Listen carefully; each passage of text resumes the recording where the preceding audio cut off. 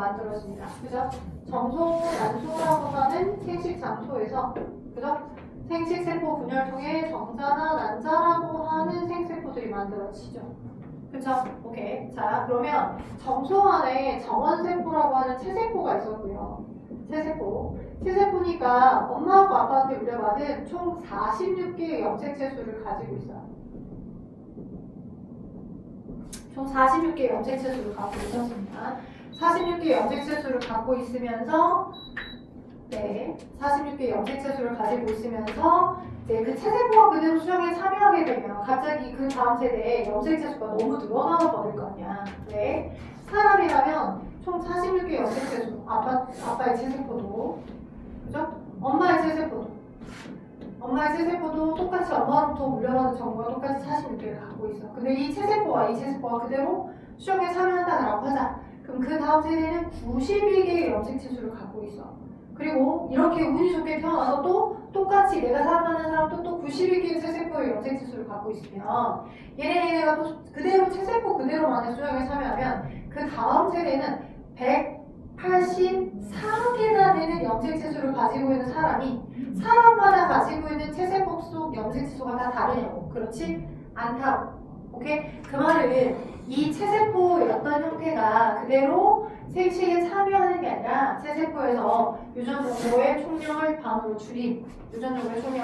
줄여서 나는 아빠 쪽에서 23개만, 엄마 쪽에도 똑같이 23개만 이렇게 생세포 분열을 통해 아빠가 가지고 있는 체세포 속의 정보를 반 틈만 갖고 있게끔 한 정자를 만들고 엄마 쪽에는 체세포 속의 정보를 반 틈만 가지고 있게 해 난자를 만들어서 이들의 수정으로 이 다음 세대도 똑같이 46개의 염색체수를 갖는 베이비가 태어나게 하죠. 그쵸? 그래서 첫 번째 1번의 문제 X를 보자고요. 정자 난자가 형성되는 게 체세포 분열입니까? 염색체수를 줄이는 감수 분열입니까? 감수 분열이죠? 첫 번째 1번에 5의 X겠죠? 두 번째, 수정란의 염색체수는 체세포 속 염색체수와 동일하다라고 했는데 수정란은 엄마 아빠가 그지? 난자와 정자를 줬어. 그리고 엄마가 특히 배란되는 시기 때쯤 그지? 엄마의 생식 주기에 의해서 엄마의 난소에서 배란되는 시기 때쯤 이 여포에 싸져 있었고 여포에 이제 난자가 있었어. 그리고 이렇게 쭈글쭈글해진 황체가 있어. 그리고 난자가 뿅 이렇게 뿅 해서 태어났어. 여기 안에. 그래서 여기 있던 난자가 즉 난소내에 있던 난자가 이쪽으로 뿅 나가서 우리 그걸 뭐라고 했어? 난소내에 있던 난자가 이쪽으로 뿅 나온 그걸 우리는 뭐라고 했어? 배란이라고 했어. 배란.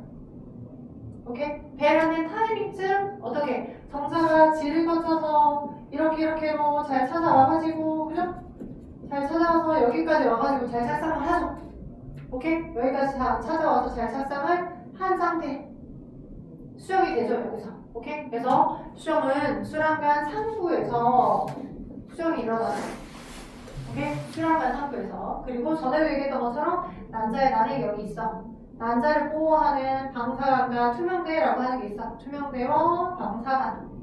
근데 항상 제일 달리기가 빠른 정자가 제일 먼저 수정에 참여하는 게 아니야. 운빨이야. 인생은 운빨 조망갱이야. 그래서 운빨로 첫 번째가 아니라 한 10번째쯤 도착했던 정자인데도 앞에 있던 정자들이 다 자신의 난막 분해 요소를 가지고 다 녹이고 그리고 운이 좋게도 가장 얇은 부분이 공략된 정자의 머리. 근데 그 정자가 건강해. 오케이? 뭐 유전적인 손실이나 이런 게 없어. 건강해. 그럼 이 정자를 받아들이겠다라고 하는 형태로 뽀뽀하듯이 이렇게 뿅뿅 이렇게 돌기가 생겨요. 난자 쪽에서. 오케이? 이렇게 난막이 이렇게 있으면 돌기가 이렇게 생겨요. 너를 받아들이겠다 하는 식으로. 수정 돌기가 생기면서 이 정자의 머리만 뿅 들어갑니다. 오케이? 네, 정자의 중편이랑 꼬리가 안 들어가고 머리만 뿅 들어가고 머리가 뿅 들어가서 정자의 정액하고 난자의 난액이 융합되어서 이제 수정이 일어날 수 있는 거지. 돼요? 오케이? 그래서 아빠가 준 정보반틈, 엄마가 준 정보반틈이 실망해야지. 이 두 개 핵이 가까워져서 핵융합을 해서 하나의 수정란이 되는 거고, 그죠? 이 수정란이 아주 빠르게, 그죠? 유전 정보를 복제하고 난 다음에 2개의 세포로, 그죠? 또 유전 정보를 복제하고 난 다음에 4개의 세포로, 그죠? 유전 정보를 또 복제하고 난 다음에 또 8개의 세포로, 그죠? 계속 거듭된 세포 분열을 거듭 한댔잖아. 그쵸? 이게 뭐였어? 두 글자. 수정란이 여기서 수란간 상부에서 수정이 됐어. 오케이? 수란간 상부에 수정이 돼가지고 2세포기, 4세포기, 8세포기 계속 수정란이 빠른 체세포 분열을 거듭해. 수정란의 초기 체세포 분열, 수정란은 초기 체세포 분열. 얘를 뭐라 했어? 두 글자. 나날을 거듭하면서, 그죠? 나날을 거듭하면 거듭할수록, 우리가 지난 시간에 이것도 있어. 나날을 거듭할수록 시간 순서에 따라 이렇게 증가하는 애가 있고 감소하는 애가 있고, 시간이 지나더라도 변동이 없는 애가 있었어. 기억나죠? 그죠? 시간이 가면 갈수록 점점 비약수적으로 늘어나는 거? 이 나날이 어떻게 할까요? 여기는 2세포기, 4세포기, 8세포기, 16세포기, 그치? 32세포기, 64세포기로 계속 늘어나는 거야. 그죠? 시간이 가면 갈수록 나날을 거듭하면 그럼 2세포기, 4세포기, 그치? 8세포기 이렇게 표현합니다. 그리고 얘를 다른 말로 이 딸세포를 특별하게 나날의 시기 때 만들어진 딸세포다라고 해서 할구라고 해. 할구. 할망구 아니고 할구. 그래서 이 할구기, 그치? 4할구기, 8할구기 이렇게 표현하는 거야. 오케이? 그래서 할구의 개수가 점점 늘어나죠. 그래서 시간의 흐름에 따라 할구의 수가 증가하는 거. 우리 지난 시간에 이거 그림 그리게끔 했어. 할구 수가 늘어나고 시간이 가면 갈수록 할구 하나 가지고 있는 세포질량은 어떻게 있어? 할구 하나 가지고 있는 세포질량은 점점 줄어들고 있지. 오케이? 할구 가지는 할구당 세포질량. 할구당 세포질량은 점점 줄어들더라. 실험지에 나왔던 거니까 알려주는 거야.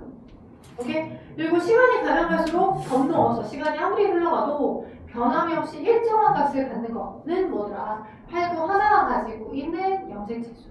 왜? 체세포 분열이니까. 오케이? 나는 체세포 분열이니 너 했던 정보를 그대로 복제해서 똑같이 카피. 그대로 복제해서 똑같이 카피. 그대로 복제해서 똑같이 카피한 것 뿐이야. 오케이? 그래서 할구당 염색체수는 변동이 없더라. 이거 물어보면 잘 쓸 수 있게끔 하셔야 돼. 그래서 나날은 거의 약 수정된 날로부터 약 일주일 정도 사이까지, 수정된 날로부터 일주일 정도의 사이까지의 시간을 나날이라 하더라. 그래서 5 내지 7일 정도 만에, 그지? 엄마의 이 작은 내벽에 여기 있던 수정란이 계속 체세포 분열을 거듭하면서 와가지고 여기에 착상을 합니다. 여기 착상을 해. 돼요? 언제 시기쯤 착상해요? 어떤 모습으로? 이렇게 시간이 흘러 가져갈수록 거의 안쪽은 텅 비어있고 액체로 바깥쪽으로 아주 작아진 딸세포들, 이 할구들이 엄청나게 많이 배치된 모습이 되어 있어요. 이게 7일 정도야. 이거 무슨 기였어? 지성아, 이게 무슨 기였어? 5 내지 7일 정도. 수정된 날로부터 5 내지 7일 정도쯤의 모습. 그래서 여기 있던 세포의 일부와 엄마 세포 일부가 융합하면서 태반을 만들었었잖아. 이거 꼭 기억해야 돼. 시험지 진짜 많아. 힌트. 초석 힌트. 포배기. 내가 다 알려줬어. 포배기야. 포배기. 안쪽은 텅 비어있는 얘가 이제 양수가 된 부분이야. 우리 엄마 뱃속에서 아기가 양수가 되어서 그지? 추위와 건조로부터 보호되면서 또 돌아다니잖아. 그지? 양수가 돼서 또 돌아다니고, 네, 여기가 이제 액체고요. 나날강. 양수가 될 부분. 그리고 포배기는 이제 바깥쪽으로 이 세포들이 머물러서 있는데, 이쪽으로 오시게 되면 바깥쪽에 아이의 세포들이 이렇게 자리 잡아 있고, 그죠? 아이의 세포들이 이렇게 자리 잡아 있고, 그 다음에 얘가 이렇게 융합되어 가면서 어떤 형태를 만들어 갑니다. 이렇게 낭배기를 만들어 가요. 그리고 엄마의 세포 일부와 아이 세포 일부가 서로 되면서 이제 접근되면서 엄마의 혈관, 아이의 혈관 인접해 있어. 이렇게. 아이의 혈액은 이렇게 흘러가. 엄마의 혈액은 이렇게 흘러가. 서로 관통되어 있는 게 아니야. 그래서 이렇게 마치 이런 표면에 아이가 마치 갈고리를 내린 처럼 닻을 내리는 거야. 그래서 여기에 잘 엄마의 세포들의 일부에 파묻혀서 태반이라고 하는 조직을 잘 만들어야, 그래야 태반이 잘 만들어져야 38주 동안 계속 엄마로부터 양분을 공급받을 수 있잖아. 태반이 형성돼야 돼. 엄마가 역시 먹은 영양소, 엄마가 마신 산소, 그들이 확산해서 얘한테 가야 되니까. 안녕하십니까. 앉지 말고 오세요, 오빠. 이 앞쪽으로 앉으세요. 여기 이렇게. 머리카락 잘라네? 아, 그래. 저번 주에 내가 없었잖아. 우리 쉬었으니까. 네. 뉴 페이스인데 약간 스타일이 바뀌신 분들이 좀 있어요. 몇 명인데 반가워서.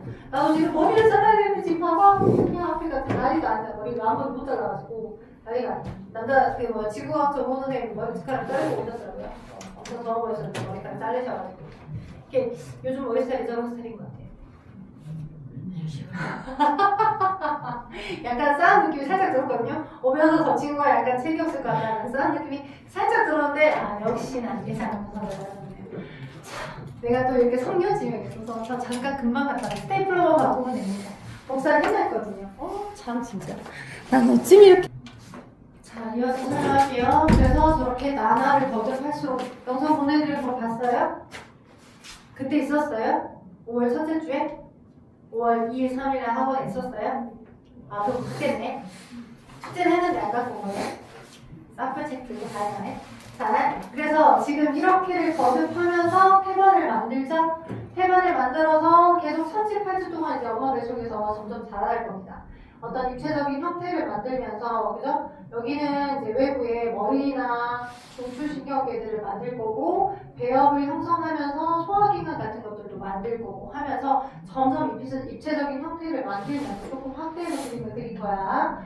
당배기를 형성하고, 배엽을 형성하고, 그러면서 이제 기관을 형성되어 가. 완벽하게 온전한 성체가 돼서 태어나도록 되겠죠? 오케이? 자, 이렇게 진행이 될 건데, 엄마 뱃속에서 이제 수정된 날로부터 한 일주일쯤이 지나면, 그죠? 일주일이 지나면, 이제 어떤 식의 포백의 모습으로 착상을 한 거죠. 그쵸? 오케이? 그리고 계속 포백이에서 낭배기, 배엽 형성, 기관 형성을 하면서 태반을 만들고, 입체적인 형태를 점점 계속 만들어 가잖아. 그래서 여기 이때부터 우리가 임신 1주라고 해. 오케이? 착상이 잘 될 때부터를. 그때부터 약 8주 때까지를 우리는 뭐라고 해? 배악이라고 해. 배악이. 전반적으로 필요한 부액을 나누면서 기관을 어떻게 하는가? 형성해 나가는 시기야. 배악이 때. 오케이? 그러면 어떤 기관이 먼저 만들어지고 나중에 만들어지는 거 뭐냐? 자, 제일 먼저 만들어지기 시작하는 게 뭐야? 뇌와 척수야. 뇌 척수가 무슨 기관이었어? 우리 3학년 1학기 거 가서 호르몬하고, 그죠? 신경계, 그다음 호르몬 배웠잖아요. 감각기관. 그러니까 뇌하고 척수라고 하는 게 연합뉴런이고 모든 정보를 막 수집을 하고 통합적인 판단하는 게 중추신경이었었잖아. 그런 중추신경이가 제일 먼저 만들어지기 시작해. 근데 완성을 바로 하는 건 아니야. 오케이? 중추신경계라고 하는 게 가장 먼저 아웃라인을 잡아서 원서 계속 디테일하게 만들어서 다. 그래서 태어난 이후까지도 계속 디테일하게 정교해지는 것이 중추신경이에요. 오케이? 그러니까 필요한 우리가 집을 지을 때, 우리 여기 공간도 7층도 다 인테리어 공사를 했거든요. 그러니까 싹 있었던 전반적인 천장이라든지 바닥 정도는 내비두고 구획 가벽을 다 뚫었고요. 다 뚫고 새로 구획을 나눴어요. 근데 그럴 때 제일 먼저 기초적으로 그냥 아무렇지도 않게 그냥 대충 막 물건만 탁탁탁 세우는 게 아니잖아요. 어디 면적까지는 어떤 공간을 만들어 막 도안을 계속 많이 만들잖아. 그래서 그 도안을 여러 형태처럼 만들어서 그 도안하고 거의 적절하게끔 입체적인 구획을 막 지어놓고 디테일은 나중에 세우는 거잖아. 하나하나씩 디테일에 대한 인테리어를 뭐 공사는 초기 때쯤 하는 게 아니잖아. 그지? 도안에 안 맞게끔 문자 깔고, 그죠? 벽 나누고, 그죠? 그 다음에 위에 천장하고 이렇게 정기적인 부분 마감하고, 요거 마지막에 이제 꾸미는 거 디테일을 마지막에 하는 거잖아. 그래서 처음 임신 첫 주에서부터 약 8주 때까지는 필요한 기간을 전반적으로 형성하는 시기야. 아웃라인을 잡는 시기야. 형성. 그렇다고 해서 기간 형성기 때쯤 기간 형성기가 지났다고 해서 모두 다 온전한 세면체가 된 건 아니야. 왜요? 디테일만 잡은 거지. 그러니까 구획만 잡은 거지. 완벽한 디테일까지는 아직 다 만든 건 아니잖아요. 그래서 9주에서부터 엄마 뱃속에 있는 38주 동안은 이거 우리 태아기라고 하고, 이때부터 태아기 때부터는 조금씩 있었던 체세포의 크기가 점점 성장을 합니다. 오케이? 그러면서 더 디테일이 세팅이 돼서 기간을 완성해 나가는 시기야. 근데 시험 문제 뭐가 많이 나오냐면, 자, 가끔 가다가 성별, 이 아이가 여자입니까? 아니면 남자입니까? 성별을 궁금해 하시죠. 그러면 이제 뭐 소변을 통해서 이제 임신이 되면 소변을 통해서 임신할 때만 분비되는 여성 호르몬이 있어요. 그 호르몬의 분비를 감지를 해서 아, 임신이 되었습니다라고 단언을 할 수 있는 거거든. 오케이? 근데 그 여성 호르몬의 분비량 변화가 딱 생겼어. 그래서 바로 임신된 것 같아라고 예측을 하고 있었어. 그렇다고 해서 이 뱃속에 몇 센치 안 되는 1cm도 안 되는 그 세포 덩어리의 태아들이 성별이 바로 나오진 않죠. 오케이? 성별을 인식할 수 있으려면 남성은 남성답게 외부 생식기가 만들어져야 성별을 초음파를 통해 엄마의 그 어떤 배 초음파를 통해서 확인할 수 있거든요. 그래서 시험지 많이 나온 건 제일 먼저 만들어져야 하는 게 중추신경이고 언제쯤 가장 마지막에 만들어지셔야 하는 게 남성의 여성의 각각들의 외부 생식기가 가장 마지막에 만들어지셔야 한다. 이게 많이 시험 문제 나와. 오케이? 그리고 또 시험 문제 많이 나온 건 출산 예정일. 오케이? 자, 임신됐어. 그러면 그냥 대체적인 날짜를 대수를 세가지고 임신하고 나서 38초가 딱 나면 그럼 출산이 되냐? 그러진 않아. 출산 예정일은 자, 여러분 책 거기다 적어봐. 150, 144쪽에 아래 보면 출산에서 나와있거든. 144쪽 아래. 출산은 일반적으로 수정된 후 약 266일이 지나면 출산 과정을 거쳐 태아가 모체 바깥으로 나온다라고 되어 있죠. 수정된 날로부터는 266일이야. 수정된 날로부터는 266일. 돼요? 수정된 날로부터는 266일이야. 근데 여성이든 남성이든 내가 수정이 정확히 언제 되는지를 명확히 알아낼 수 없어. 왜? 배란이라고 하는 게 일어나도 여성이 먼저 배란통 같은 게 없다고. 오케이? 생리 주기가 정석적으로 일어나는 여성 같은 경우에 배란통이 일어날 수가 없어요. 아프지도 않아요. 내가 배란이 언제 됐는지는 그냥 날짜, 우리 생리 다이어리라고 하거든요. 매주 정확히 체크하는, 매달 체크하는 그 생리 다이어리에 한 딱 반쯤 정도쯤이 됐을 때쯤 아, 배란이 일어났겠다라고 예측이 되는 것 뿐이야. 그리고 달별로 내가 스트레스 좀 많이 받았다고 하면 배란하는 그 날짜가 약간 틀어지기도 하거든. 오케이? 그러니까 정확히 배란일을 몰라. 오케이? 그러니까 배란된 날로부터 추정은 어려워. 근데 다만 완벽히 눈에 보이는 지표는 뭐냐면 생리를 이제 임신이 되게 되면, 그죠? 기억해놔. 임신이 되게 되면 생리가 끊겨요. 그죠? 이 아이가 잘 자라날 때까지 얘가 흘러내리는 게 어떻게 보면 그게 이제 생리 현상인 거잖아. 엄마의 여러 모세혈관들이 한 번에 흘러내려지는 현상이 그게 이제 생리 현상인데 이렇게 흘러내리면 안 되잖아. 그치? 그래서 생리가 스탑이 됩니다. 그래서 이 임신하기 전 마지막 외경이 있었을 거지. 그치? 좀 힘 좀 내봐. 더워서 그래? 너요. 언니 힘 좀 내봐. 마지막 월경이, 그죠? 생리가 이제 임신되기 전에 생겼던 맨 마지막에 월경 시작이 있어. 그 마지막 월경 시작일로부터 이건 책에 안 나왔으니까 적어줘. 마지막 월경 시작일로부터 이 날짜에 14일을 더해. 그럼 280일이야. 마지막 월경 시작일로부터 약 280일쯤. 마지막 월경 시작일로부터 280일쯤이 어디야? 출산 예정일이야. 이거 적어줘. 책에 안 나왔어. 인준아 이거 적어줘. 책에 안 나왔어.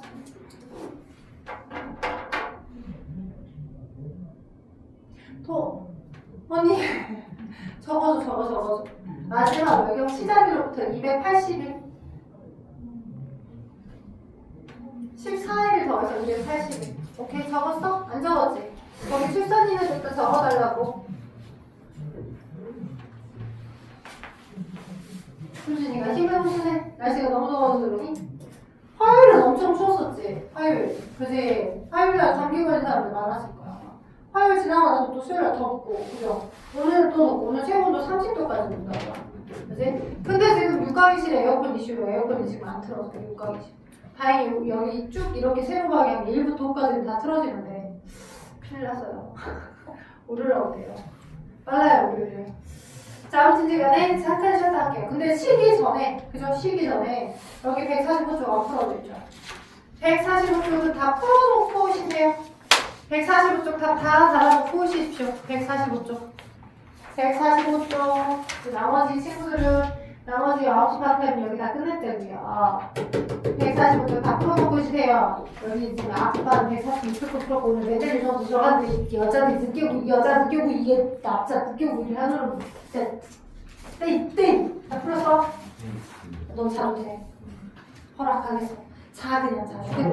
자. 첫 번째 x라고 했고요. 두 번째 5라고 했고요. 세 번째 난하를 하는 동안 딸세포의 염색체수는 난하를 하는 동안 딸세포의 염색체수는 모세포의 절반이 됩니까? 세세포 분열이죠. 세세포 분열은 염색체수가 똑같아는 거잖아. 그지? 변함이 없어. 그래서 변동이 없더라. 자, 더 말해요. 자, 그 다음에 난하를 거듭하는 동안 배아의 크기는 점점 커지다. 난하는 수정하는 크기 세세포 분열이다. 그지? 근데 배아의 크기는 배아는 이 전체를 말해. 그죠? 그리고 혈관 하나당 세포 질량을 물어보면 혈관 하나당 세포 질량은 점점 줄어들지만 배아의 전체 크기는 그대로 유지된 채로 세포 질량을 알아가는 거죠? 그래서 점점 커지지도 않고요. 그죠? 자, 그래서 답은 X. 자, 그 다음 태아는 모처부터 영양분을 공급받아서 발생하다. 맞는 말이죠? 태반을 잘 형성하고 태반으로부터 영양분을 공급받아야 되니까.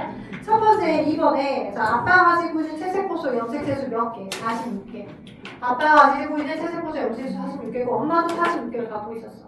맞죠? 기억하고 그 다음에 디귿은 46개야. 근데 엄마가 가지고 있는 체세포소 정보가 랜덤으로 반틈만 들어가서 만들어진 거. 그죠? 그게 뭐야? 생세포겠죠? 그러면 정자가 가지고 있는 염색체수 23개, 난자가 가지고 있는 염색체수 23개. 맞죠? 자, 그러면 수정란은 그러면 엄마하고 아빠 정보 반반이 만나서 46개 정도를 갖고 있는 거가 되겠네. 맞죠? 태아의 체세포수, 염색체수 똑같이 46개. 맞죠? 자, 그래서 가와 나에서는 세포 분열 무슨 분열?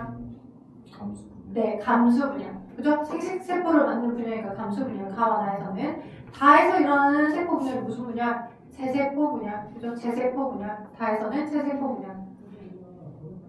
자, 3번 갈게요. 그러면 수정란에 초기 체세포 분열 과정입니다. 위 과정에서 염색체수는 변 하나요? 염색체수. 지금 2세포, 4세포, 8세포 초기 수정란의 초기 체세포 분열. 수정란의 초기 체세포 분열. 얘 염색체수가 반으로 줄고 더 줄고 더 줄고 그런가요? 아니죠. 여기다 46개가 엄마 아빠가 줬던 46개가 그대로 복제해서 늘어나고 개수만 늘어나는 거지. 여아들은 염색체수 변함이 없어요. 변함이 없어요. 변하지 않는다. 포배 단계에 일어나서 자궁 안쪽벽에 파물어 들어가는 현상이 뭐라 할까? 착상이라고. 착상이 되었을 때부터 우리가 임신되었다라고 판정할 수 있다고. 착상되었을 때부터 임신이다라고 볼 수 있어. 사람 발생에 대한 설명입니다. 다음 설명에 빈칸을 얇아지만 씁시다 해서 난소에서 배란된 난자는 어디에서 정자와 결합한다고요? 수란간 상부에서. 그죠? 난소에서 배란된 난자는 수란간 상부에서 정자와 결합하고 수정란은 난하를 거듭하면서 자궁 쪽으로 이동하여 온수로부터 영양분을 공급받는 태반을 잘 형성했으면 그러면 기관을 형성하고 태아로 자라온다. 됐죠? 넘겨. 자, 이미 다 설명이 됐던 부분이야. 146쪽에 1번하고 2번 지금 풀어줘. 146쪽이 1번하고 2번. 효진아, 1번하고 2번 풀어줘봐.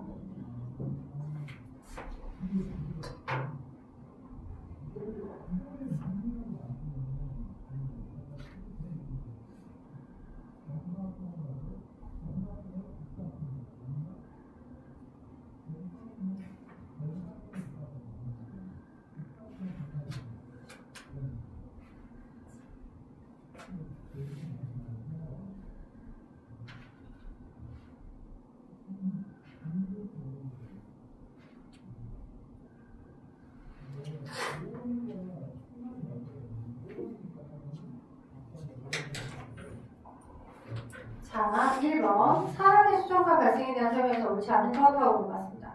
정자난자는 수란간에서 만나 수정된다. 수란간이 맞죠?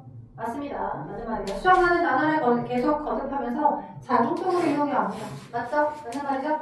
배아가 착상하면 임신해야 되는데 착상이 자궁벽에 잘 파묻혀서 태반을 잘 형성했을 때부터. 그죠? 태반은 엄마와 아이 혈관이 인접해 있는 거지 관통되어 있는 거 아니야. 섞여 있다 이런 표현이 아니야. 인접만 있어, 인접만. 엄마와 아이 혈관 인접만 있는 거야. 자, 수정된 후 8주가 지나면 대부분의 기관이 완성된다. 자, 수정된 후 대부분의 기관이 형성되었다. 그지? 배하기 때는 기간을 아웃라인을 먼저 잡는 거야. 여기까지는 안방, 여기는 주방, 여기는 뭐 거실 이렇게 구획을 나눈 것처럼 큰 구획을 먼저 나누고 디테일을 점점 첨가해가는 게 이제 8주 이후부터 9주부터 38주야. 이게 기간 완성기, 얘가 기간 형성기야. 배합 때. 여기를 배합이라고 하고 여기를 태합이라고 한다는 것도 시험 문제 많이 나와. 됐죠? 자, 그래서 누가 답이야? 4번이 틀렸어. 기간이 완성이 아니라 기간을 형성하더라 라고 해야 되니까. 5번은 맞는 말이죠? 됐죠? 자, 그다음에 오른쪽 2번. 사람의 수정과 발생입니다. 이 순서 없이 나타내는데 순서대로 기울어 나열을 해보자. 그럼 순서대로 기울어 한번 나열을 해보면 쭉 있을 때 제일 먼저 만약에 여기서 생식세포가 만들어지는 과정까지가 먼저 나와 있어. 그럼 그게 제일 먼저야. 그지? 근데 생식세포부터가 아니라 뭐 이제 난자가 배란이 됐다? 부터가 있으면 그거부터가 먼저겠지. 배란이 됐고 배란됐던 난자의 정자가 찾아와서 만나야 되니까. 근데 여기 지금 수정되는 순서부터 나와 있죠. 저 제일 첫 번째가 그런 거야. 둘이 만나서, 그지? 정자와 난자가 만나서 정액과 난액이 융합된 수정관이 만들어지는 거 다가 제일 먼저야. 맞죠? 다가 제일 먼저야. 다가 제일 먼저. 다 다음에 그 다음 나. 그죠? 나가 뭔데요? 초기 세세포 분열을 거쳐서 포백액 상태로 계속 나날을 거듭하는 거. 그래서 다마. 그 다음 뭐겠어? 뭐를 했어? 틀렸어? 다마. 민호 뭘 했어? 다마. 그 다음 뭐라고 했어? 나, 맞아요. 나가 먼저야. 다마, 나가 뭐야? 자궁의 벽에 파묻혀 자리 잡는 그 착상. 그 다음 계속 세세포 분열을 거듭하면서 구획을 나누죠. 기간 형성은 기간 완성해야 되니까. 그게 라, 그죠? 라. 그리고 맨 마지막에 출산, 마. 그래서 다마, 나라, 가. 다마, 나라, 가. 요렇게가 되겠습니다. 자, 당연히자 먼저 알려드리면 내일도 접니다. 내일도 저니까 여러분 숙제 해보셔야 돼요. 어디까지? 자, 이미 지난번 수업 시간에 여기 147부터 148까지 숙제를 내줬어. 147부터 148까지 숙제를 내줬거든? 근데 안 되어져 있어요. 영상도 안 보고 복습도 안 하신 분도 있으니까 147부터 149까지 풀어오세요.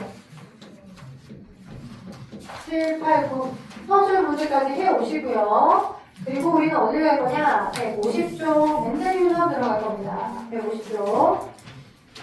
자, 여러분의 이제 최초로 쉽게 말하면 어떻게 엄마 아빠를 닮은 정보를 갖는 자식들이 유전 정보가 발현이 어떻게 되는지를 처음 최초로 체계화시켜서 정리를 해주신 분이 수학자이자 생물학자이자 성직자. 갑자기 성씨가 뛴다고. 네. 독일의 신부셨어. 가톨릭 성자. 오케이? 근데 이제 그분이 이제 뭐 이렇게 하나님도 믿고 막 이렇게 하셨겠지만, 그지? 근데 이제 수학적인 어떤 수를 카운팅하는 경우의 수나, 오케이? 그 다음에 이제 식물을 재배하는 것들도 좀 워낙 잘 하셨다 보니까 예전에는 능력 있으신 분이 다 하셨잖아. 그지? 그래서 뭐 철학자이자 과학자이자 뭐 여러 개 다 하셨던 것처럼 1800년도 1826년도에 어떠한 지금 식물 잡종에 대해서 재배를 통해 실험 결과로부터 유전 이론을 처음 제안을 하십니다. 그게 멘델이에요. 멘델레이프와 달라요. 주기율표를 제안하셨던 멘델레이프랑 이 멘델은 다르신 분이고요. 그래서 완두콩을 가지고서 네, 완두는 이제 뭔가 실험을 하기 좀 좋은 재료야. 일단은 실험 대상을 삼기 좋았던 이유가 싸. 실험이 잘못되더라도 다시 얘를 사서 그냥 씨 뿌려서 재배를 시키면 되니까. 그래서 유전을 연구하기 위한 재료로 제일 적절해서 일단 막 서술 문제에서 가끔 나온다. 왜 멘델이 완두콩을 가지고서 유전을 연구하게 됐는지, 완두콩이 유전 연구 재료로 뭐 때문에 좋은지, 네, 유전 연구 재료로 좋은 점. 일단 싸. 저렴해. 실험이 뒤집어져도 내 가설이 잘못되어도 다시 그 판을 뒤집고 새시로 세팅해서 재배를 해도 될 만큼 다시 싸고요. 거기다가 이제 대립형질이 좀 뚜렷한 편이야. 대립형질이 뭔지도 설명할 거야. 대립형질이 뚜렷하고, 그리고 봐봐, 내가 어떤 가설을 세웠어. 쟤가 쟤 때문에 이럴 것 같아. 쟤는 이렇게 해서 이렇게 발현될 것 같다라고 가설을 세워놨어. 가설을 세워놓고 그 가설에 대한 결과를 내가 실험을 통해서 실험을 세팅했어. 씨를 뿌려가지고 실험을 세팅했어. 근데 그 실험 결과가 내가 죽기 전에는 거둬줘야 되거든요. 그치? 하나의 유전을 연구하기 위한 한 세대가 너무 길면, 그치? 실험 재료로 쓸만할까? 안 되지. 내가 죽기 전에 실험 결과가 나야 될 거 아니야. 즉, 한 세대가 하나의 결론이 나올 때까지 한 세대가 되게 짧아. 이게 장점이야. 한 세대가 짧아서 실험 결과를 처리하기가 딱 좋아. 거기다가 한 세대도 짧은데 수학적으로 의미 있는 정보를 얻으려면 되게 자손수가 많이 태어나야 돼. 이게 자손수가 많이 태어나야 수학적으로 유의미한 어떤 결과를 통계치를 얻을 수 있겠잖아. 그래서 자손수가 많다. 태어난 자손수가 되게 많다. 이게 유전 연구를 사용할 수 있는 좋은 재료들의 장점입니다. 딱 그랬어요, 만두가. 그죠? 적어주셨죠? 자, 한번 적어주세요. 만두콩을 실험 유전, 여기 있다. 저기 써져있다. 만두의 특성. 그치? 만두 특성이라고 써져있는 그 상반기 위쪽에 되어있는 만두의 특성에 유전 연구 재료로 만두가 사용된 좋은 장점. 이렇게 적어줘. 유전 연구 재료로 사용될 수 있는 장점. 특징. 만두콩이 그래서 거기다 동그라미 쳐서 표현해주시면 만두의 특성 나와있죠? 만두의 특성. 만두가 절했기 때문에, 그죠? 한 세대가 작고, 그죠? 여기 유전 연구 재료로 사용될 수 있는 좋은 특성. 좋은 특징. 얘들아, 내가 좀 물어볼게. 자, 이제 유전을 여러분이 사람 유전까지도 좀 배울 건데, 유전을 배워야 하는 좋은 장점, 좋은 이유 중에 하나가 뭐냐면, 특히 남자들. 여러분이 지적 능력이 되게 떨어지면, 그러니까 지적 지능이 좀 낮으면, 그러니까 생물학적 지능이 좀 낮으면, 가정을 폭탄시킬 수도 있습니다. 뭔 말이냐? 자, A형인 아빠가 있어요. 그러니까 여러분이 A형이라고 해봐. 그리고 여러분이 사랑하는 와이프가 될 분도 B형이야. 그럼 A형하고 B형, 여러분 혈액형 들어봤죠? 크게 혈액형은 AB형, 혈액형 4개 타입이 있으니까 A형, B형, O형, A편. 자, A형하고 B형이 결혼했어요. 자, O형인 베이비가 태어날 수 있을까요? 없을까요? O형, A형, B형이야. 눈에 보이는 게 아빠가 A형이고 사랑하는 나의 와이프가 B형이었어. 그치? 너 엄마 아빠를 안 닮은 O형이 태어나. 내 와이프가 왜 너를? 이럴 수가. 내 자식이 아니야. 내 새끼가 아니야. 라고 오해해서 가정이 파탄날 뻔했었습니다. 네, 누구네 집이 그랬어요. 누구네 집이냐면 연예인 중에 하나야. 근데 그 연예인이 요즘 활동 안 하니까 뭔 얘기 못 하는데 지금 내가 그걸 진짜 실시간으로 우리 엄마랑 같이 그 어떤 예능 프로그램을 보면서 저렇게 무식해서 어떻게 막 저 중학교 3학년 배웠는데 내가 그랬거든요. 자, A형이라고 하는 혈액형하고 B형이라는 혈액형이 결합해서 전혀 생판다른 O형이 태어날 수 있어요. 왜냐? 이제 여러분은 어떤 세계를 배울 거냐면 눈에 보이는 표현형하고 그 너머의 세계가 있다는 걸 배워야 돼. 눈에 보여지는 표현형하고 다르게, 자, 서로 다른 대립유전자를 다르게 갖고 있을 때 이 대립유전자 사이에서 우열의 관계가 있어. 우열의 관계가 있는 유전자가 있고 우열의 관계가 없는 게 있어. 그래서 우열의 관계가 있어서, 자, 결론부터 얘기하면 이거야. 이건 표현형이야. 눈에 보이는 형태니까. 표현형, A형. 이것도 표현형이야. 눈에 보여지는 형태니까. 표현형. 자, 유전 용어 잘 정리하고 가야 돼. 표현형은 개체가 가지는 뭐 키나 개체가 가지는 눈썹의 형태나 뭐 개체가 가지고 있는 피부색 톤이나 각각 등등등을 통해서 자, 겉으로 드러난 형질을 한글로 그대로 읽어줄 거야. 오케이? 겉으로 드러난 형질을 한글로 그대로 읽어줄 거. 그게 뭐야? 그게 표현형이야. 오케이? 그러니까 A형의 혈액형을 가져요, B형의 혈액형을 가져요 이렇게 나타나는 것도 표현형이고 완두콩 모양이 완두콩이 있어요. 콩깍지를 까서 봤더니 여기 안에 이제 콩깍지가 다 둥글어. 근데 다른 종자가 얘랑은 또 다른 종자인데 그 또 다른 종자를 토양에다가 씨를 끓여가지고 완두콩을 나겠어. 근데 여기에 수분이 부족했던 것도 아니고 양분이 부족했던 것도 아니야. 근데 이 종자 자체가 약간 주글주글한 모양을 가지는 콩도 있어요. 완두콩도 있어요. 오케이? 그러니까 눈에 보이는 얘는 주름진 모양의 완두예요. 얘는 둥근 모양의 완두예요. 눈에 보이는 걸 그대로 한글로 읽어준 게 표현형이야. 어렵지 않지? 눈에 보이는 어떤 혈액형 타입을 그대로 읽어준 게 이게 지금 표현형이야. 오케이? 근데 이 표현형을 결정하는데 엄마와 아빠로부터 물려받은 반반의 유전 인자에 의해서 하나의 표현형이 결정돼. 근데 여러분이 무조건, 그러니까 맨델이 실험하기 전에는 혼합설이라고 하는 걸 믿었었어.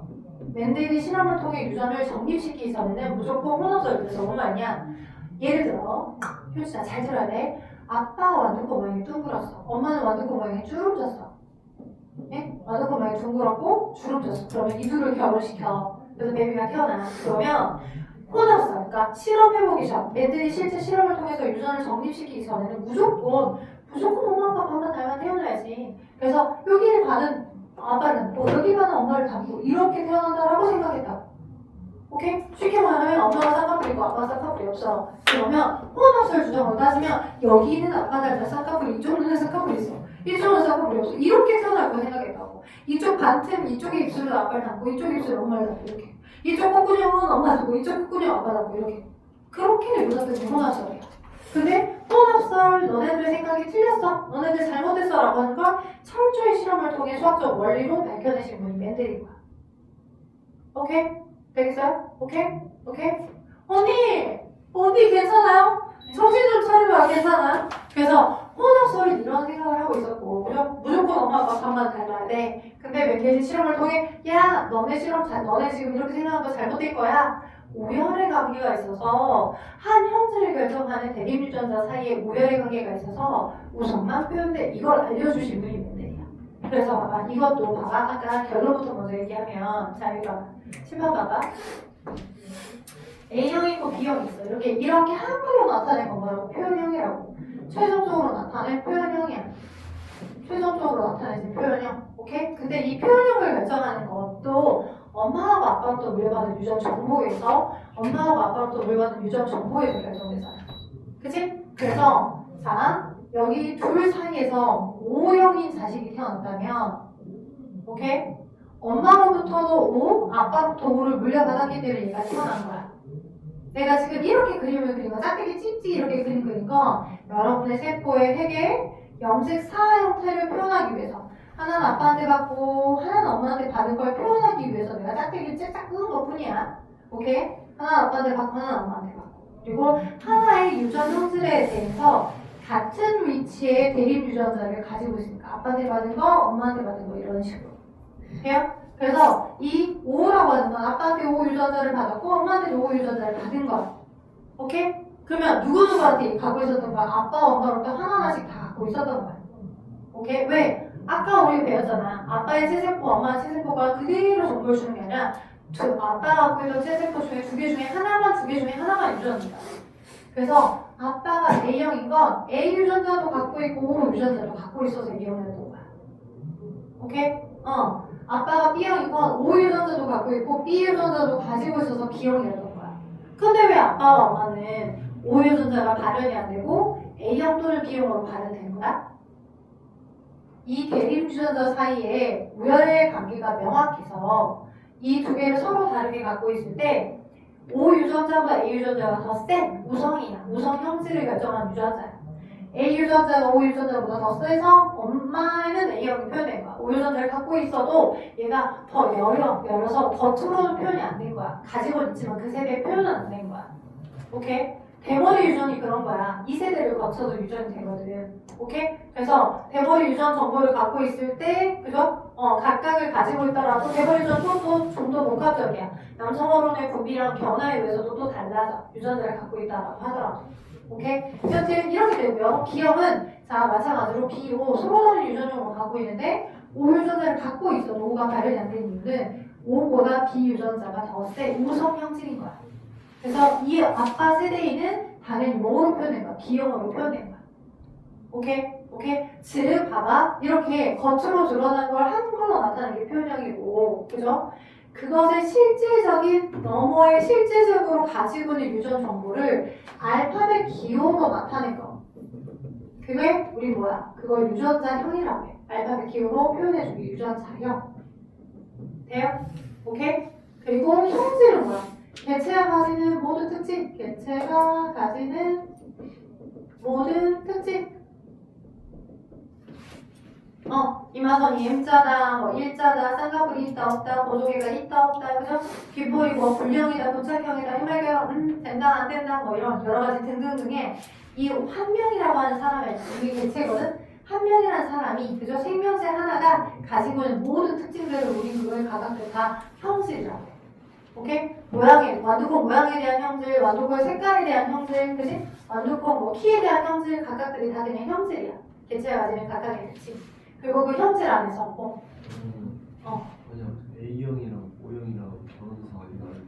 B형이랑 태어날 수 있어요. A형이랑 O형이랑 결혼했어요. B형이 태어날 수 있어요. 또 이렇게 또 갑자기 궁금해집니다. A형하고 B형이랑 O형이랑 결혼했어요. B형이 태어날까요? 혹시 엄마 아빠가 그런가요? 혹시? 엄마의 혈액형은 기억 안 나요. 아빠가 아빠가 O형이에요? 엄마의 혈액형 기억 안 나요? 기억이 안 나요. 너는 혈액형이 뭔데? B형. B형이야? 그러면 엄마가 B형이었겠지. 오케이? A형인데 B형이 태어날 수는 없어. 왜? 이렇게 됐을 경우에 여기서 그지? 아빠의 세세포는 이렇게 되어 있어. 그럼 아빠가 만들어줄 수 있는 생세포는 생세포라고 하는 건 얘는 세세포잖아. 그지? 세세포라고 하는 건 두 개의 정보를 같이 갖고 있는 세세포야. 맞지? 두 개를 같이 갖고 있으면 세세포가 그대로 수용에 참여하진 않죠. 세세포에 있었던 정보 중에 세세포에 있었던 정보 중에 둘 중에 하나만 가지고 있는 생세포를 만들어주자. 그럼 A만 가지고 있는 생세포 또는 O만 가지고 있는 생세포 이렇게 두 종류의 생세포를 만들지. 아빠 쪽에서 생세포를. 그죠? 그러면 엄마 쪽에서는 뭘 만들어? 어떻게 찢어지더라도 O만 가지고 있는 생세포는 만들죠. 두 개가 한 번에 들어가진 않으니까. 얘는 세세포고 얘는 생세포니까. 그죠? 오케이? 돼요? 오케이? 그러면 이렇게 A형인 자손하고 이렇게 O형인 자손만 태어나죠. 오케이? 쌤 그러면 아빠도 A형이고 엄마도 A형이에요. 근데 A형 밑에서 O형인 자식 태어날 수 있어요? 있어요. 엄마 아빠가 AO, AO에서 O형 태어날 수 있잖아. 오케이? AB형하고 O형이랑 결혼했어요. 오케이? 그러면 엄마와 똑같은 혈액형이 태어날까요? 태어날까요? AB형하고 O형이 결혼했어요. 엄마 아빠가 AB형, 엄마가 AB형, 아빠가 O형. 태어날까요? 안 태어나죠. 선생님 근데 왜 AB형은 AB형이에요? AB를 같이 갖고 있을 때 왜 AB형은 AB형이에요? 사람들이 연구를 해봤더니 A와 O 사이 또는 B와 O 사이에서 우열관계가 명확하게 있는데 근데 A와 B 사이에서 우열관계가 없어. 쌤이야. 그래서 A도 같이 발현되고 B도 동시에 같이 발현되더라고. 둘 다 발현되기 때문에 A, B 사이에서 우열관계가 없이 둘 다 발현되기 때문에 둘 다 공통으로 발현됩니다. 그래서 A, B형이라고 하는 거야. A와 B 사이에서 우열관계가 없어. 오케이? 멘델은 모두 다 우열관계가 있는 유전만 밝혔고 멘델 이후에 우열관계가 명확하지 않은 유전도 있네요 라고 추가적으로 후배 과학자들이 밝혀줬어. 그러니까 이 우열관계가 명확하지 않은 유전도 있는 거고 대립유전자 관계도 있는 거고 우열관계가 명확한 대립유전자 관계도 있는 거고 그래서 A, B형으로 표현이 돼. A도 같이 발현, B도 같이 발현. O도 O야. 그러면 AB형과 O형이 태어나야 엄마 아빠의 표현형하고 똑같은 자식이 태어나는 거지. 그럼 생각해보자. 이렇게 있다는 거지. 아빠, 그러니까 엄마, 아빠 이렇게. 그죠? 그죠? 자 그러면 우리 이미 배웠어요. 우리는 감수분해를 배웠기 때문에 우리는 이미 배웠어요. 이 생세포가 그대로 수용에 참여하고 이 생세포가 그대로 수용에 참여하지 않죠. 둘 중에 하나만 각각 하나하나가 만나잖아. 그죠? 왜? 정자난자의 수용으로 자식이 태어나는 거니까. 그럼 여기서는 A를 갖는 생세포, 여기서는 B를 갖는 생세포만 만들어지죠? 자, 갑자기 뱀파이어가 됐어. 갑자기 좀비를 물리치는 사람이 되어버렸어. 자, 그 다음에 여기 5잖아요. 그죠? 그러면 두 개 중에 하나가 나눠지더라도 딱 5만 가지고 있는 생세포가 만들 거 아니야? 그치? 그럼 이렇게 만나면 혈액형이 뭐야? AB야? A형이죠? 이렇게 만나면 혈액형이 뭐야? B죠? 엄마 아빠를 안 닮은 자식들이 태어나는 거야. 돼요? 오케이? 그래서 이런 거 혈액형 타입으로 유전을 이해하는 거가 기본이에요.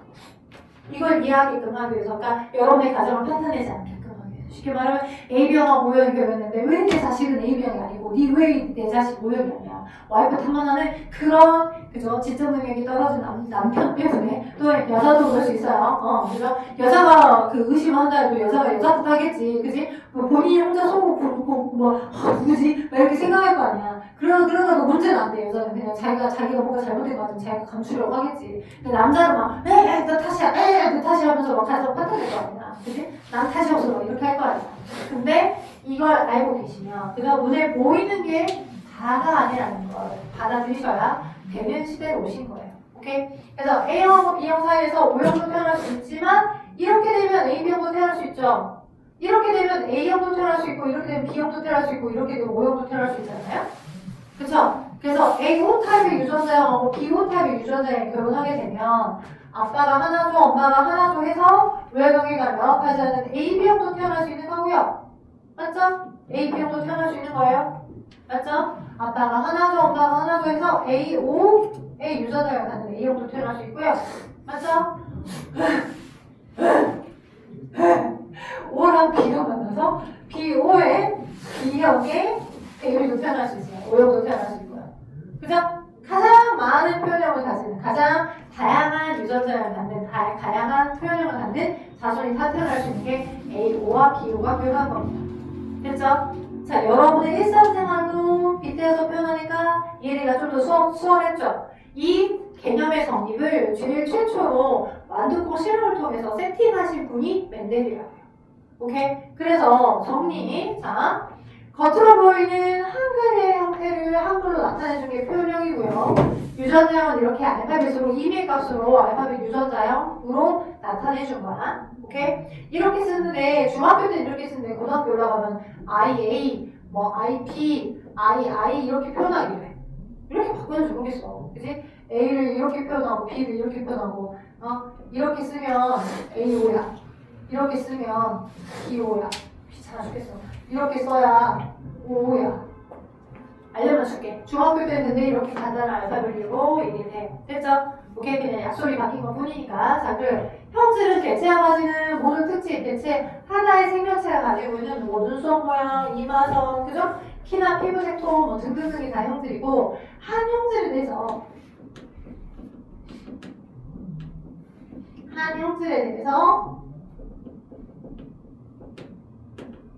비교관계 있는 형질.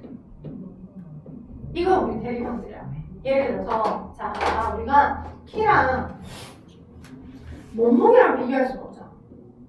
오케이? 그죠? 완두콩의 색깔이랑 모양이랑 비교할 수 없죠? 오케이? 완두콩 모양 안에서 둥근 모양이 있고 주름질 모양이 있어. 완두콩 색깔 안에서 황색 색깔이 있고 녹색 색깔이 있어. 오케이? 근데 간혹 문제에서 완두콩의 색깔이 황색인 것과 완두콩 모양이 둥근 건 서로 대립 형질 관계다 얘기하면 맞아? 틀려. 하나의 형질에 대해서 서로 비교 관계 있는 얘네들이 서로 대립 형질 관계야. 그치? 혈액형에 대해서 A 유전자와 O 유전자 또는 A 유전자와 B 유전자가 뭐에 대한 거야? 하나의 비교 관계 있는 대립 형질을 결정하는 유전자, 대립 유전자야. 되겠니? 오케이? 그래서 서로 같은 모양에 대해서 서로 비교 관계 있는 거, 색깔에 대해서 비교 관계 있는 그것이 대립 형질인 거야. 오케이? 그리고 그 대립 형질 사이에서 멘델은 완두콩 실험을 통해 우열의 관계가 있어서 우성 형질이 있다, 우성 형질이다, 또는 열성 형질이다라고 정리를 해줬어. 우성 형질은 순종의 어버이 개체끼리.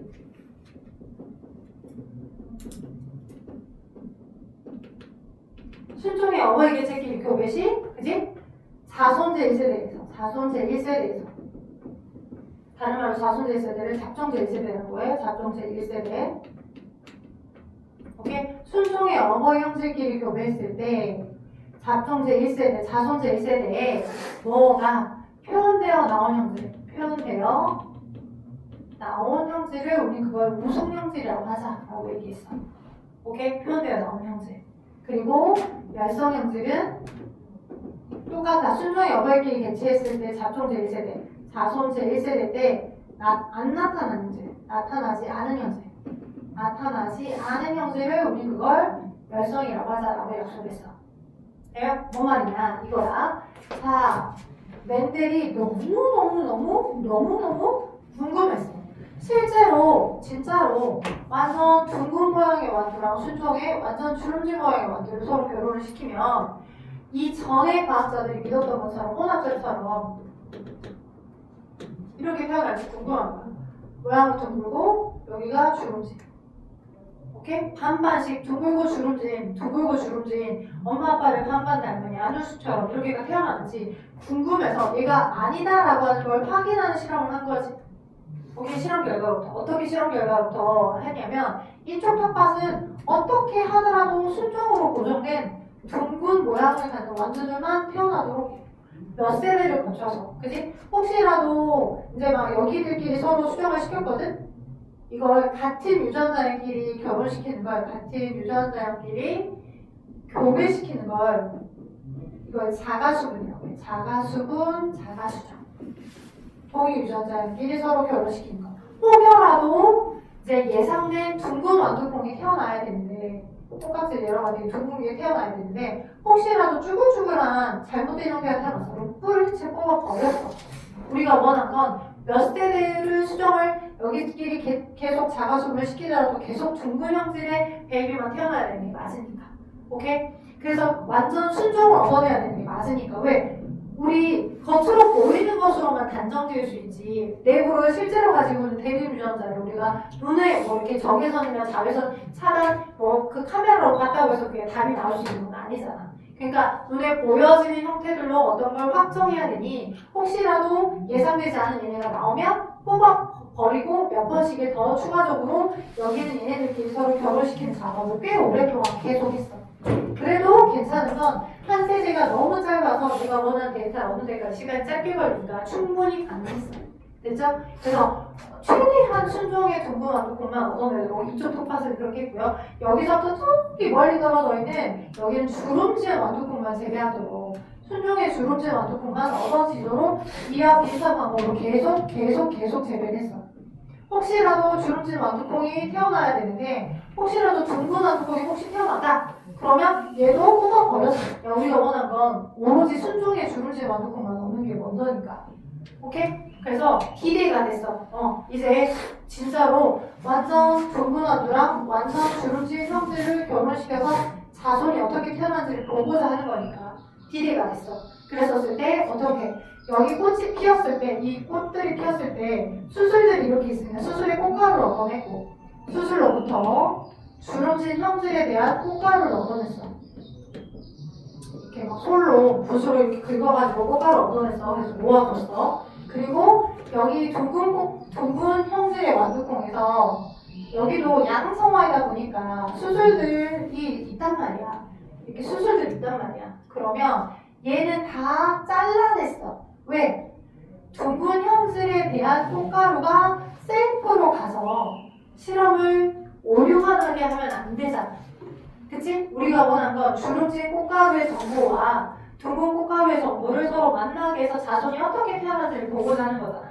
그치? 근데 둥근 꽃가루가 원래 가지고 있던 이 꽃 수술의 꽃가루로부터 둥근 거가 또 둥근 걸 받아서 순종이 또 태어나면 내가 원했던 실험 결과가 안 나왔더니 이 꽃가루들을 다 절단을 시키고 오케이? 이 주름진 형질에 대한 꽃가루를 얻어낸 것들을 붓으로 살살살 긁어서 수정이 되게끔 해줬어. 이 실험 과정 시험 문제 많이 나와. 알아도. 그래서 수정을 시켰어. 이 수정은 다른 유전 정보를 얘에게 수정을 시킨 거니까 타가 수정이라고 해. 오케이? 유전 정보가 다른 아이를 수정을 시킨 거니까 타가 수정이라고 해. 타가 수정 받은 타가 수분 이렇게. 그 결과 수정을 시켜놓고 꽃이 지고 난 자리에 열매가 맺혀지거든. 그 결과 주름진 형질에 대한 유전 정보를 반드시 이 꽃가루에게 다 묻혀줬는데 이 텃밭에 있는 둥근 형질에 주름진 꽃가루들에 대한 유전 정보를 다 꽃으로 부추로 다 붙여서 다 발라줬는데 그치? 그런데 그 다음 자손이 잡종제 1세대거든. 잡종제 1세대 때 누가 태어나냐면 겉으로 볼 때 모두 다 둥근 완두콩을 가지는 자손들만 10,000개, 1000개 이런 개가 다 태어난 거야. 그 텃밭에서. 오케이? 비슷한 방법으로 순종의 황색 꽃 색깔을 얻어냈고 순종의 꽃 색깔, 완두콩의 꽃 색깔 그 다음 다른 텃밭은 순종의 녹색 꽃 색깔을 얻어냈어. 두 개가 대립형질이거든? 오케이? 똑같은 방법으로 여기 있는 꽃가루 다 떨어져 제거시키고 여기 녹색에 해당하는 완두콩의 모양이 완두콩의 꽃같이 색깔이 녹색인 얘네들의 꽃가루를 모아다가 얘에게 수정을 시켜줬어. 타가 수정이죠? 오케이? 그러면 황색과 녹색이 믹스된 오묘한 또 다른 색깔이 나왔다라고 하면 그러면 혼합설이 맞는 거지. 반은 황색인데 반은 녹색이 되었다. 그러면 이 혼합설 주동사가 맞는 거잖아. 근데 뭐만 태어났어? 이렇게 녹색 꽃가루를 붙여줬는데 자손제 1세대 때 다 어떤 색깔이 태어났어? 황색만 태어났다. 부모 중에 하나의 색깔만. 부모가 가지고 있던 정보의 하나의 색깔만 나오더라고. 그 태어난 색깔을 그 태어나서 F1 때 태어난 색깔을 우리 이걸 우성형질이라고 얘기하자라고 약속한 거야. 순종들끼리 결혼했을 때 둘 중에 하나의 색깔이 태어나서 태어난 색깔을 우성형질. 태어나지 않고 바뀌긴 했지만 주름진 형질이라는 꽃가루 바뀌긴 했지만 태어나지 않았잖아. 자손 엑셀. 그 태어나지 않은 형질을 얘를 열성형질이라고 얘기하자라고 처음 제안하신 거야. 처음 정리를 하신 거야. 그래서 녹색 형질이 열성형질, 황색 형질이 우성형질 이렇게. 그래서 내일은 이 유전 용어에 대한 지금 무슨 법칙을 얘기한 거냐면 멘델이 얘기했던 멘델의 유전 법칙 중 세 가지가 있거든? 멘델의 유전 법칙이 세 가지가 있는데 첫 번째 거 설명했어. 뭐? 우열의 법칙. 순종들끼리 결혼시켰을 때 우성과 열성 관계가 있고 자손체 1세대 때 무조건 우성형질만 표현된다. 이게 우성의 원리야. 그리고 이미 생세포 분열 과정에서부터 우리가 정리해서 알고 있기 때문에 분리법칙. 부모가 가지고 있던 유전형질 두 개가 한 번에 자손에 가는 게 아니라 둘 중에 하나씩만 각각 가서 우열관계에 따라서 표현된다라고 얘기한 게 분리법칙이야. 우리 분리법칙은 감수우열을 이미 받아들이고 있는 그 개념인 거야. 내일 이 전체를 한번 다시 잡아주고 얘보다 제일 어려운 독립법칙까지도 설명을 좀 할 거야. 내가 그래서 숙제 내줄 거야. 어디 151쪽에 1번하고 1, 2, 3, 4번 해볼 수 있겠다. 151쪽 끝내오기 숙제 151쪽 끝내오기 숙제 많진 않아요. 내일도 내가 정했어요. 그래서 151쪽 숙제입니다. 후다닥 해봅시다. 고생했어요.